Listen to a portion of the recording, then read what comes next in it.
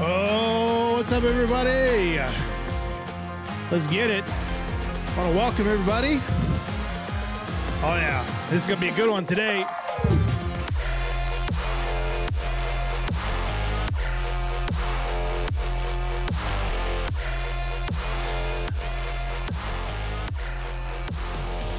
All right, what's up, everybody? Welcome to the Flying Prepper Podcast. This is episode 3, where we dive into all things emergency preparedness, prepping, all that stuff that deals with that. So I'm your host, JT, and I'm super pumped for today's topic.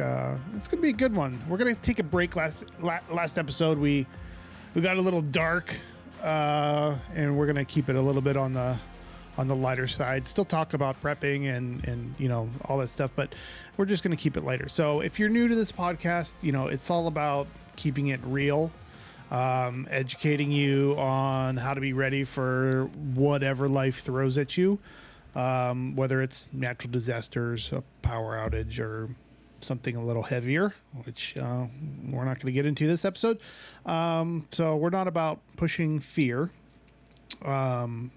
We kind of talked about this in episode 1, like some of those YouTube videos out there that kind of push fear as a tool to get you to buy the $200 tactical backpack that's on their affiliate link. We're just not about that. We're about practical steps, busting some myths, and just kind of building that self-reliance mindset. So, a quick recap. Real quick, episode 1, we kind of laid the groundwork for what prepping is. It's not just hoarding food or being a conspiracy nut. It's about being ready for real risks like hurricanes, economic shifts, power outages, you name it. We talked mainly about the psychology, like the ostrich effect, where folks bury their heads in the sand to avoid bad news, and some other psychological effects that people have. In episode 2, we got a little bit heavier. We dug into the cyber threat that China poses on our infrastructure, and we walked through a briefing from an Air Force general. He was briefing local community leaders about the growing threat of China. Really good episode. Really enjoyed putting that one together. So go check that one out if you haven't seen it. I don't want to say it's super dark. It's eye-opening. It's really eye-opening. When I initially watched that video a couple weeks ago, I was like, oh, I didn't realize. I've always heard of China and Taiwan and that whole thing going on and kept tabs on it, but I didn't realize how far advanced China has become in the last 10 years, of how they built their military from pretty much zero to hero in 10 years, and how they now are a rival in their military power. And this is coming straight from an Air Force general's briefing to community leaders. So it was really eye-opening. So I'd encourage you to go check that out. But we're going to be switching gears today. We're going to explore kind of the different personality, I don't want to say personality types, the personas that surface during a disaster. There are 4 main types of personas that persist within people. In a disaster, they kind of are enhanced and they come to the surface. And those personality types are wolves, sheep, shepherds, and sheepdogs. So we're going to be talking about those 4 personas today, and we're going to kind of walk through a fictitious scenario. And like I said, this isn't about scaring anybody or anything like that. I don't want to, I don't want to dive into this prepping thing out of fear. I'm just being real, and these are things that interest me, and because it's my podcast, I can talk about whatever I want. And we're gonna talk about wolves, shepherds, sheep, and sheepdogs today, because I think it's important. I think it's important to be able to identify where you land in these 4 categories, and if you are in the wolf or sheep category, identifying that's the first thing, and then how to start working your way out of those categories into the sheepdog or shepherd category. So we're going to dive into that. We're not going to hit any of the, we're not going to hit any current events today. Sorry, I'm just looking at my show notes here. No, we're not going to dive into current events. Okay, so let's just start with this. We're going to start with a fictitious scenario that could happen.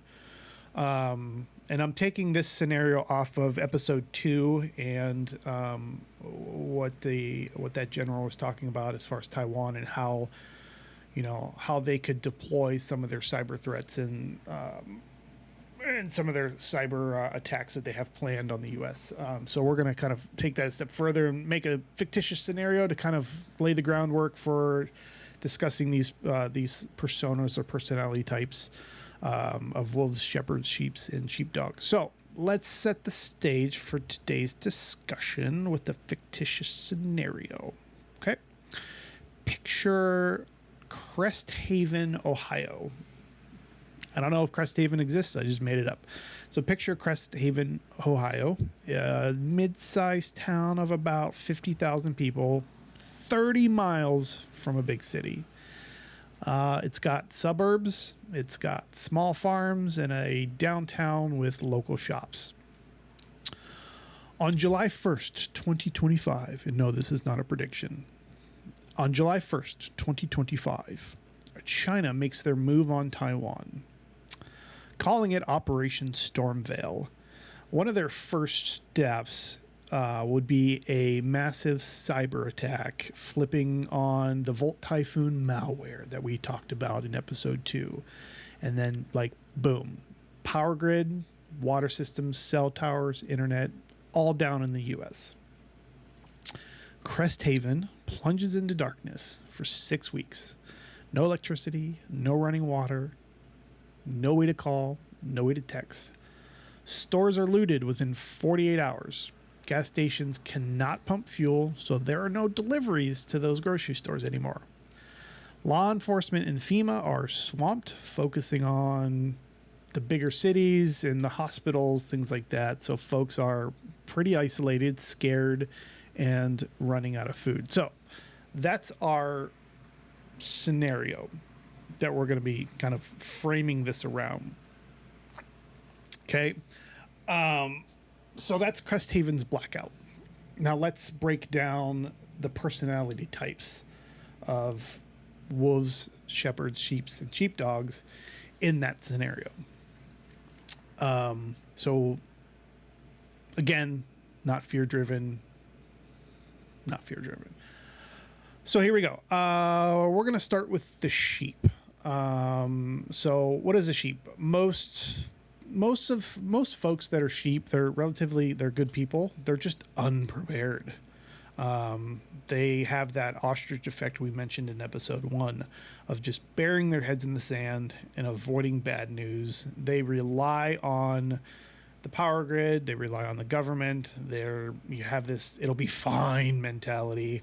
And in a crisis, that leaves them vulnerable. So they're folks that are living day to day with no backup plan. They got maybe a couple days worth of food, no water stored, no flashlights, batteries. They avoid news because it causes them stress and anxiety. They ignore uncomfortable realities to reduce anxiety. They don't know about any risks like cyber attacks or grid failures or solar flares or EMPs or wars. They don't involve themselves in any of that. And then when the grid actually goes down or a crisis happens, they panic, they hoard, or just freeze, hoping somebody saves them. The problem is, like I said before, the government, they're not coming right away. They're not coming immediately. Sheeps, they don't have supplies, maybe some chips and soda, but nothing real. They try to rush to the store just to find empty shelves. They may trade valuable stuff like a laptop for a case of water because they're desperate. They're not bad people. They're just caught off guard. So in chaos, they're easy targets for the wolves to, to go after, and they just rely on FEMA to save them, which FEMA could take weeks for FEMA to get out there in this fictitious suburb town or wherever you are in America. Like, it could take FEMA weeks because they're going to triage this. They're going to have priorities of where they focus their efforts first. And their impulsiveness, their impulsiveness to like go out and like bulk buy and hoard just makes shortages worse. We saw this as a real world example. I don't know if you saw it, but at least I saw it where I was at in Ohio, with the pandemic, with toilet paper. You couldn't find toilet paper. I had toilet paper because I was prepared, but there were a lot of people who didn't because you couldn't find it. There were weeks there where there was just toilet paper was just non-existent on the shelves. So in our scenario, the sheep, the sheep in this scenario, her name is Emily. She's a 38-year-old single mom, works at a call center, has 2 teenagers. She's got 3 days worth of snacks, no backup power. She skips the news because it gives her anxiety, and then when the blackout hits, she's like shocked. She heads to the grocery store, but its looted shelves are bare. And then panicked, she trades her laptop to some shady guy for a case of water. But it's not enough. Like, kids are hungry, and she's trying to lean on other people to kind of help her get by, and which makes her feel helpless, wishing she planned ahead. And it's funny, like when you're in a crisis and you're not planning, you didn't plan for it, you're going through, you're like, man, I wish I would have done X, Y, and Z differently. Well, this is why these like prepping channels exist, because all of us, if we all have a common theme, it's like, hey, we all know something's coming. We don't know what it is. We don't know the severity of it is. Could be a natural disaster, with the hurricanes, the tornadoes, with floods, with ice storms and things like that. Could be man-made, with wars and EMP attacks and terrorist attacks and things like that. It could be anything, right? We know something's going to happen, so we want to prepare for it. So anyway, that's our sheep, right? So if you identify with the sheep, it's okay. Like, you're not a bad person. Most Americans are sheep when it comes to preparedness. Most Americans are sheep. But if you want to move out of that sheep category, you start slow. Start now, start slow. Prepping is a slow, kind of methodical thing. You're not going out and buying 600 pounds of rice like tomorrow from Costco. Like, no, you start slow, because there's some financial aspect to this. A lot of us don't have the financial bandwidth to go out and bulk buy a whole bunch of food and get 6 months worth of food in one day. No, it's a slow process, because we need to plan for this financially. Preppers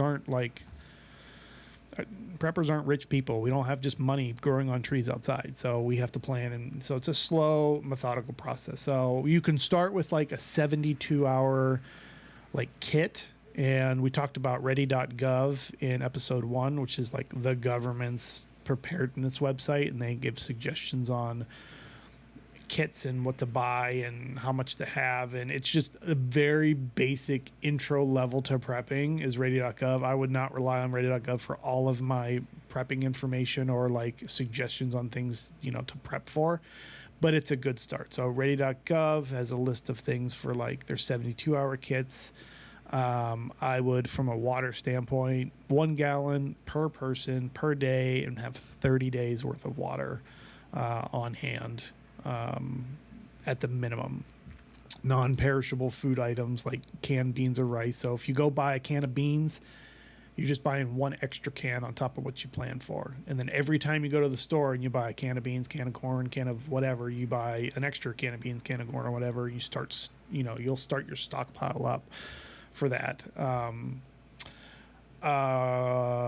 Mentioned water, battery powered radios. Now this is an important one, battery powered radios for updates. Now, even though the power grid's down and there's no cellular network, there's still radio waves, and battery powered radios are a way to receive communication on what's going on in your area. And they have emergency radios that are hand crank, solar powered, battery operated, a combination of all three. They can tune into some of the emergency broadcast channels so you can get updated on what's going on, and when and if FEMA or the government is in your town, you will know where to go to get the aid that you need. So the radios are a pretty important thing. I mentioned flashlights with extra battery, and as part of this like intro into like your prepping journey, learn a skill, just one. Start with one skill, a simple skill like how to boil water safely when you're trying to purify it, or how to build a simple water filter, like, because water is the most important thing. So if you don't have water and you're in the crisis and you can't go to the store and buy it, but you have like of a creek or a small water source that you can get water from, as long as you know how to purify it, you can drink it. So learn a skill of like maybe how to purify water. So that's the sheep. Getting on, moving on from the sheep. Now, who's taking advantage of the sheep? Well, obviously it's the wolves. The wolves are taking advantage of the sheep. These are the people you have to watch out for. Wow. They're not the most, and they're not most people. Like, wolves are the people who see chaos and think, well, how can I profit from that? We've seen wolves in even current events. Like we've just seen them like in the last week or so in LA, where you had some of the unrest that happened in it. There were wolves going in and looting stores because, they see a crisis and go, how can I profit? So they're going to go steal stuff because law enforcement are occupied with other stuff. So they're going to go steal clothes and shoes and all this other stuff and probably turn around and sell them on the internet and try to make money off them. So we've seen real life scenarios of wolves in this sense with the LA like unrest. We saw it in Kenosha, Wisconsin when that stuff happened. We saw it in Louisville when all that unrest stuff happened. You just see the wolves come out and just take advantage of the scenario to gain from it. So they're opportunists who kind of exploit a crisis for personal gain with no care for others. They don't care about anybody else but themselves. They're the opposite of the prepper. They're the opposite of them. So in a grid down, they're stealing, they're scamming, they're intimidating to get what they want. They will turn our blackout scenario into a nightmare for everyone else.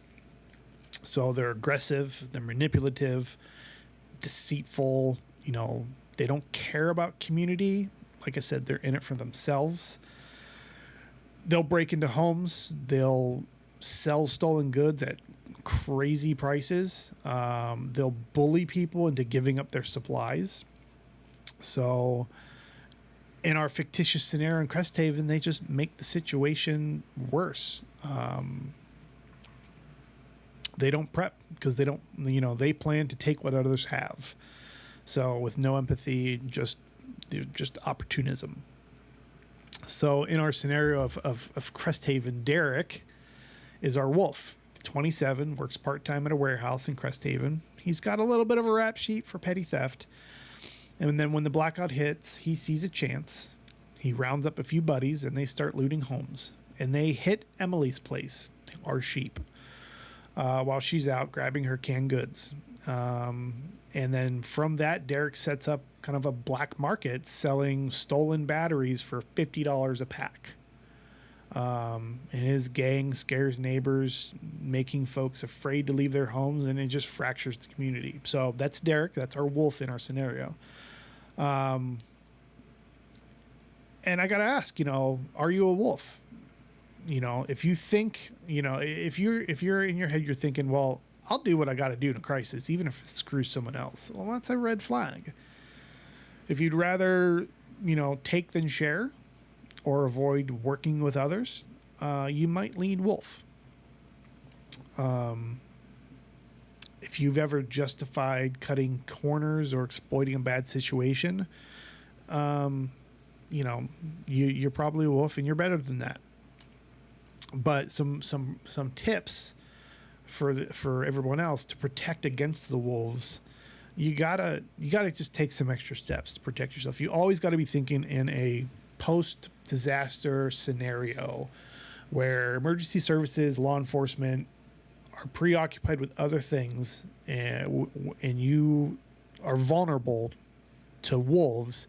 You got to take extra precaution in your preps. You got to think about that when you're prepping. It's not just about food and water, but security. Like, okay, what can I do to my house to secure it, to make it a harder target? Wolves look for easy targets.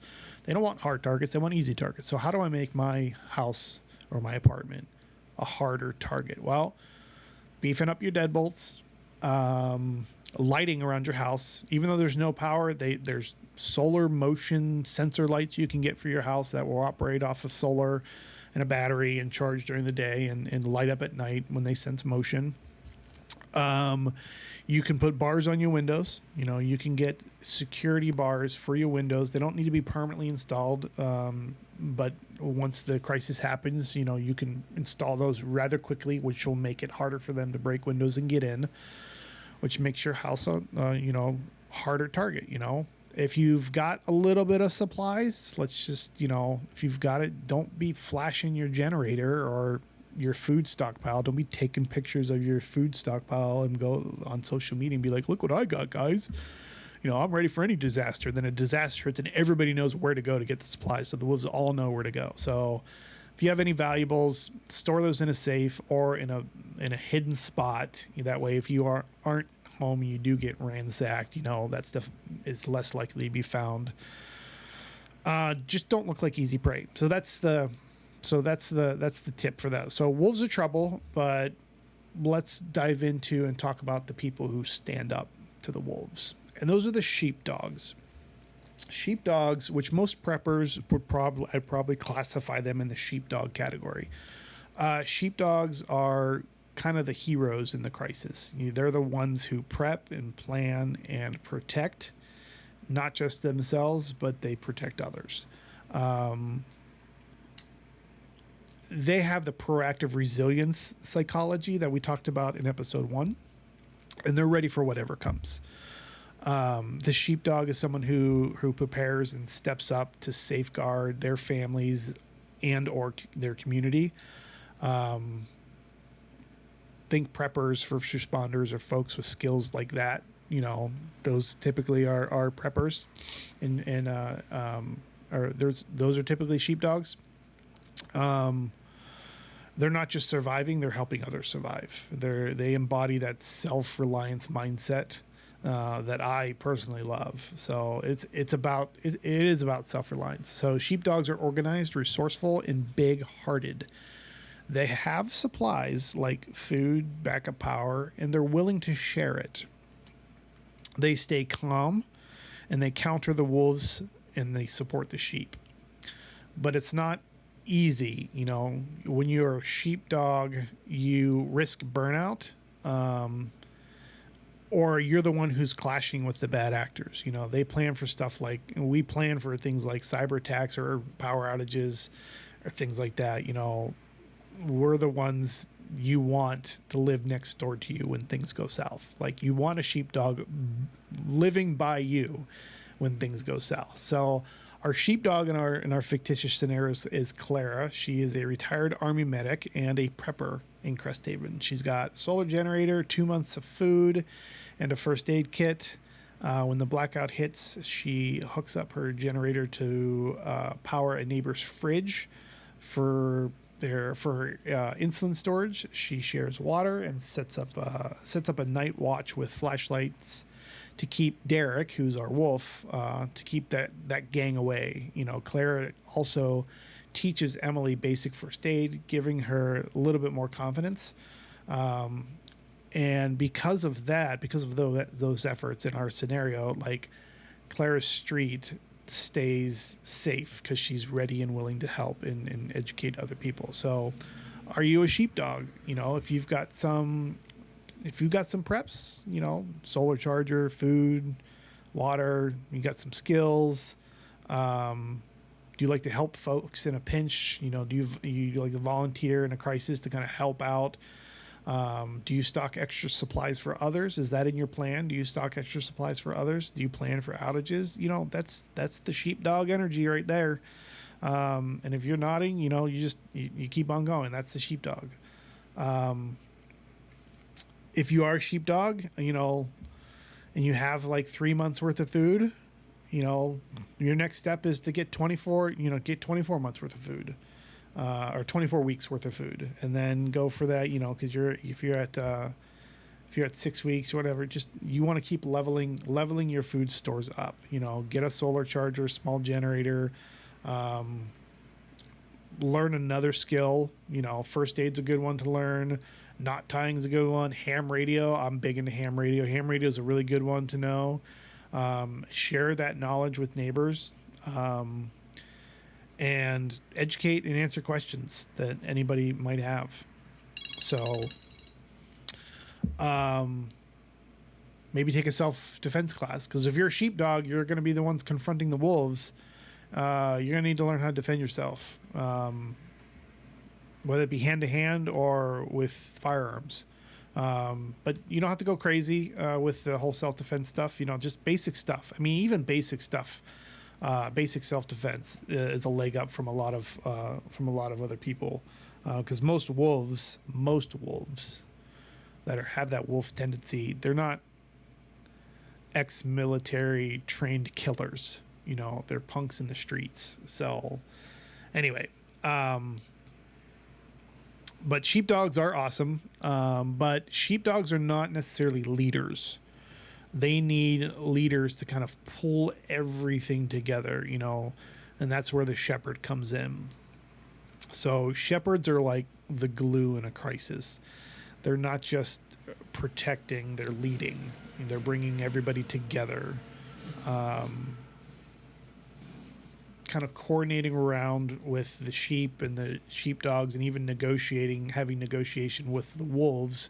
There's a big black market that the wolves have set up. The shepherd's the guy who's doing negotiations and pulling people together and just trying to keep the community from falling into demise, right? So a shepherd's a leader who guides the community through a disaster. He's connecting the sheep with the sheepdogs.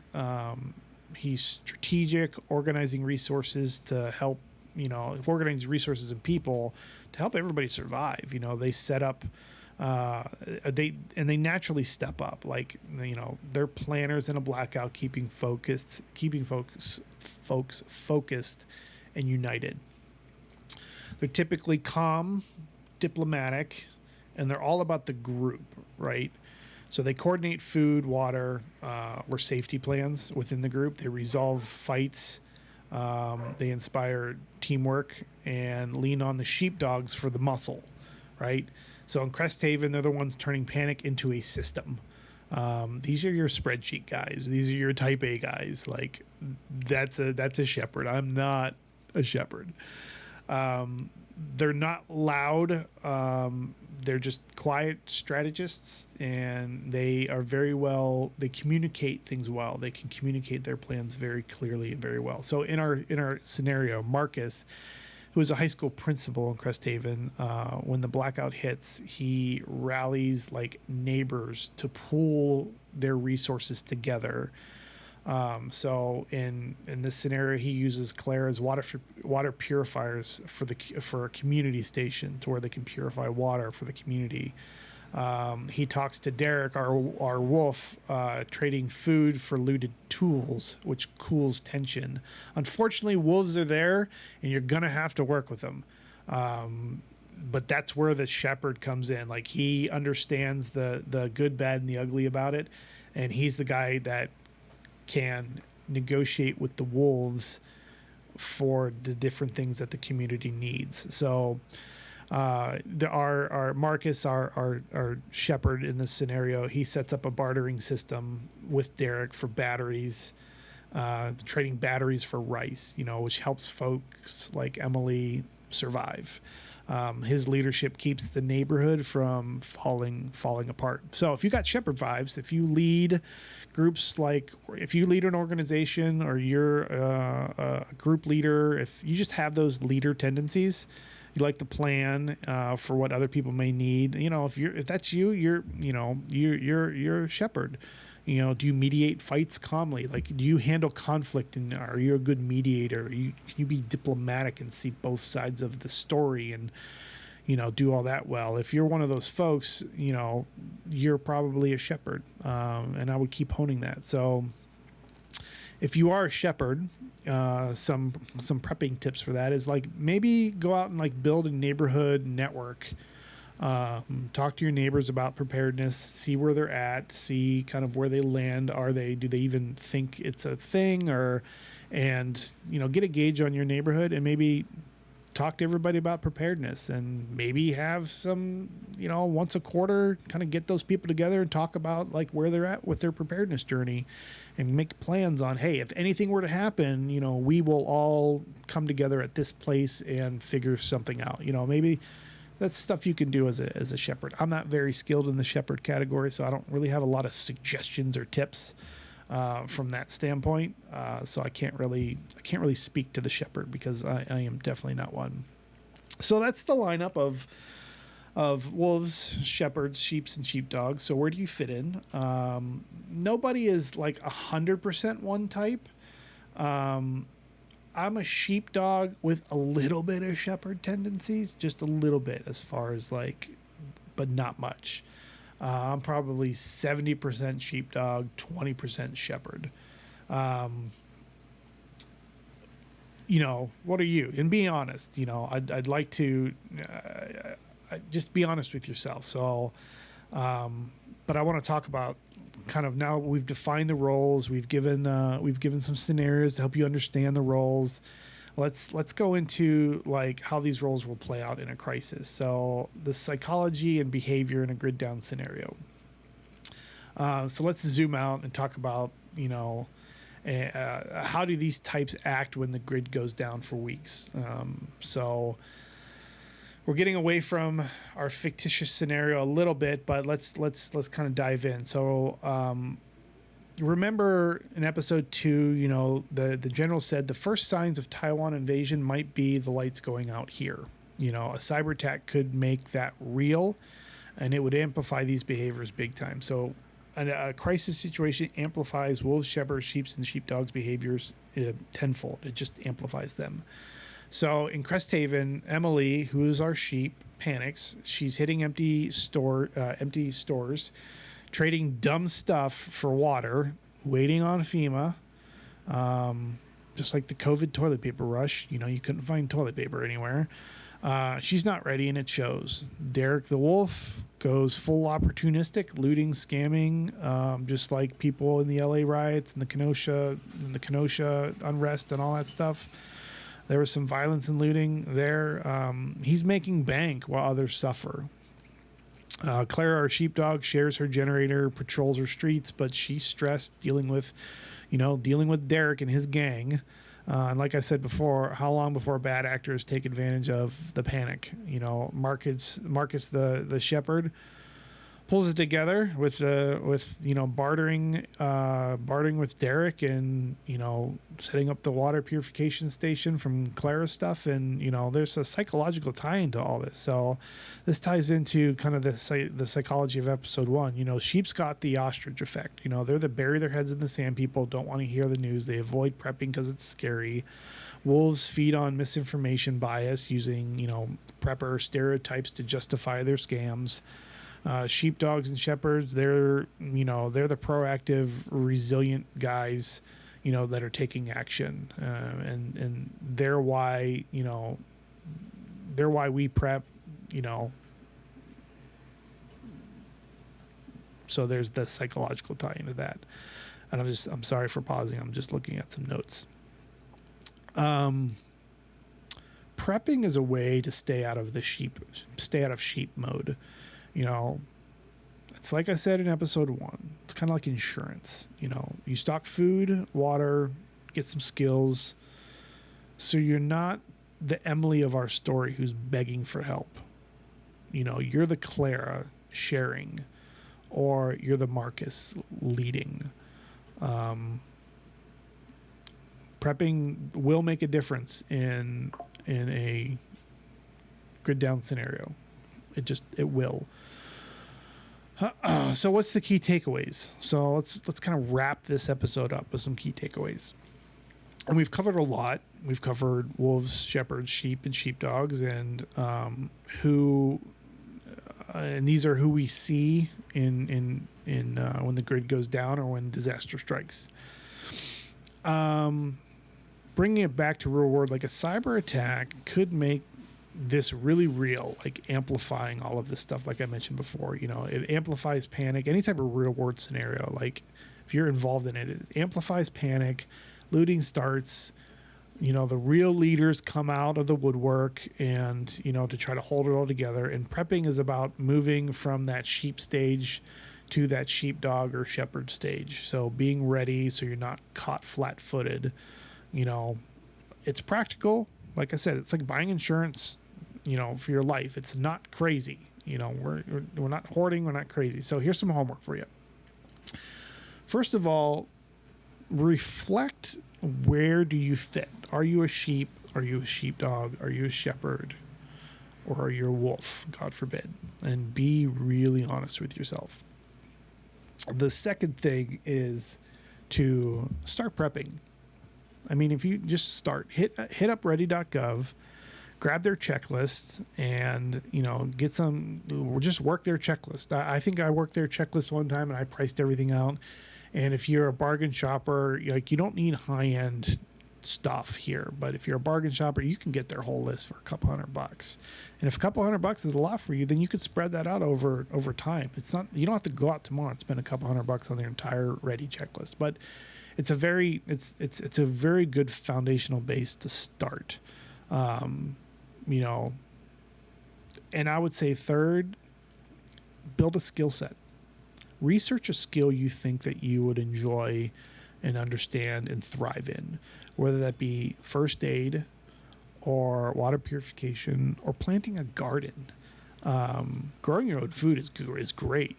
Gardening might be a skill for you to learn, because we're going to need people who know how to garden and know how to identify different types of plants, because, when the stores go out and it's, you're 6, 8, 12 weeks out with no power, no deliveries, you may need to resort to herbs for medicinal use, making dandelion tea for your migraines or something like that, but having that knowledge would be invaluable for the community to know, like, what plants are good for medicinal uses, what plants help you sleep, what plants will help you with headaches and different things like that. So, and fourth, like, communicate. Talk to neighbors, talk to family, see where they're at. If you have other like-minded people surrounding you in your journey, and it makes it a lot easier because you have other people that you can talk to that might be in a different stage of prepping than you. Some might be, way more advanced, been prepping for decades, and be able to give you a lot of good advice, which will save you a ton of time researching the same things that they can just tell you, hey, don't do this, don't go do this, it's just a waste, go this way instead. So those would be that would be your homework that I would give you. I'm gonna close this thing out because we've been going for a minute here, so let's get this going on. Next episode 4, I think we're gonna be hitting actually putting together like a beginning prep kit. Like, we'll go through step by step. We might go through ready.gov and go through the prepping kit, but we'll talk about, maybe prepping some food, water, maybe some power solutions to kind of kick your journey off. Like, we'll help you through this process. So, it's not going to be any fluff. We just want you to start strong. So I think we're going to hit that in episode 4. So that's it for today. But until next time, this has been the Flying Prepper Podcast. So once again, my name is JT, and we will see you guys on the next one.